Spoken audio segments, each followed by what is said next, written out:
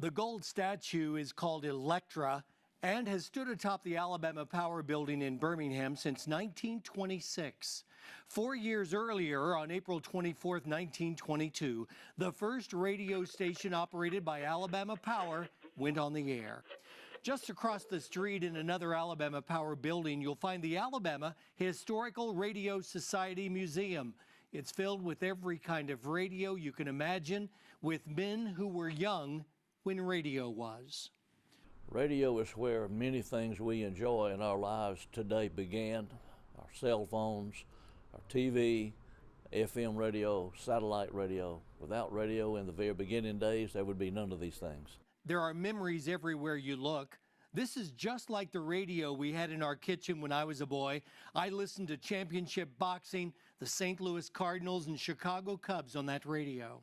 And suspense, out of the Old West comes the most famous hero of them all, Hopalong Cassidy, starring William Boyd.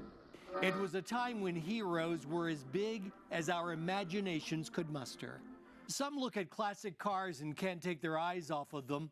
Lovers of radio feel the same about a 1938 Zenith Wave Magnet, today worth hundreds of times more than anyone paid for it. Yeah, we've got springs back there. Oh yeah, it's got that type.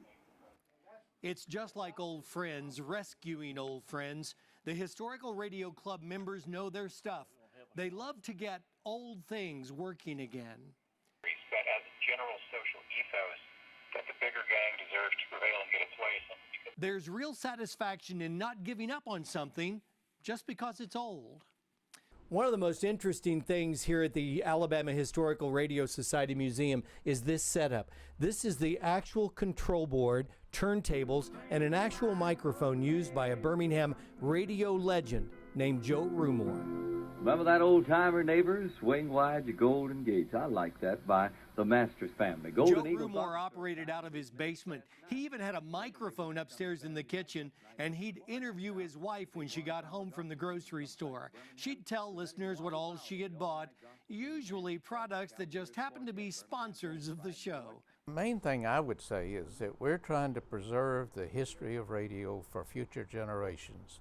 And it's regardless of whether you're interested in the technical aspects of it or whether you're interested in just broadcasting and old broadcast stations and things like that. We just have a big group that's interested in keeping that radio history alive. The club meets every Tuesday and Saturday mornings, and you're welcome to visit anytime. You can make appointments for larger groups too. Just visit the club's website. It's alabamahistoricalradiosociety.org. Radio is alive and well, with more frequencies and stations than ever before. And the history of this great invention is preserved right here. That's the spirit of Alabama. Mike Royer, WVUA 23 News.